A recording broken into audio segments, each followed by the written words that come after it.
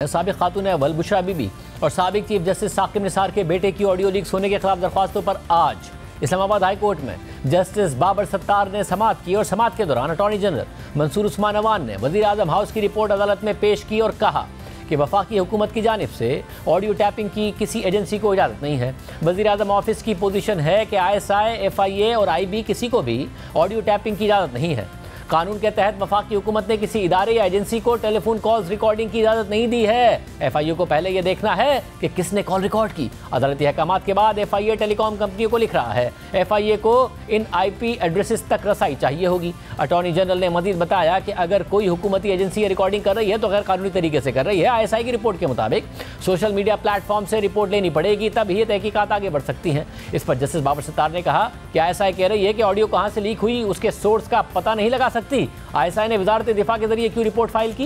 इस पर attorney general ने कहा कि उनको वज़ीर आज़म ऑफिस के जरिए रिपोर्ट फाइल करनी चाहिए थी। समाअत के दौरान पेमरा के वकील ने अदालत को बताया कि प्राइवेट ऑडियो लीक्स को टीवी चैनल नशर नहीं कर सकते। इस पर अदालत ने उनसे पूछा कि पेमरा इस पर क्या एक्शन ले रहा है। इस पर पेमरा के वकील ने जवाब दिया कि हमने कहा था कि टीवी चैनल इस किस्म की ऑडियो लीक्स नशर नहीं करेंगे। हमने यह मामला काउंसिल ऑफ कंप्लेंट को भेजा है, वो फैसला करेंगे। इस पर जस्टिस बाबर सत्तार ने पेमरा के वकील से पूछा कि क्या आप मौसर तरीके से बतौर रेगुलेटर काम कर रहे हैं?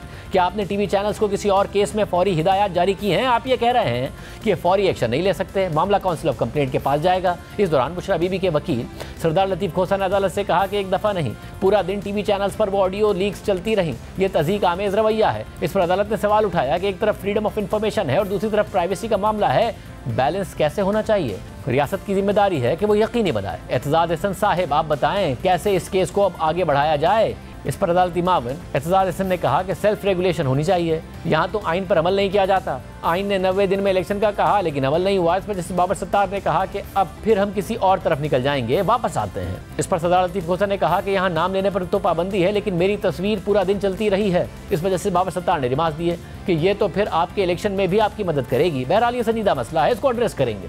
समाअत के दौरान जस्टिस बाबर सत्तार ने अटॉर्नी जनरल से पूछा कि चेक कीजिएगा, कोई खबर थी कि IB को रिकॉर्डिंग की अथॉरिटी दी गई है, क्या ऐसा है? इस पर अटॉर्नी जनरल ने जवाब दिया कि मैं चेक करके बता दूंगा।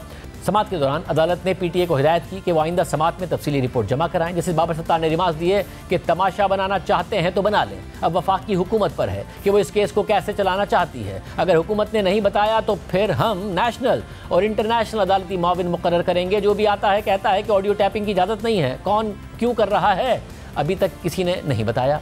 आज की समाअत में अदालत ने टीवी चैनल्स के ज़ाब्ता अखलाक से मुतालिक सीनियर सहाफ़ियों को अदालती माविन मुकर्रर करने का फैसला किया और FIA और दीगर इदारों को दोबारा जवाब जमा कराने की हिदायत करते हुए समाअत मुलतवी कर दी।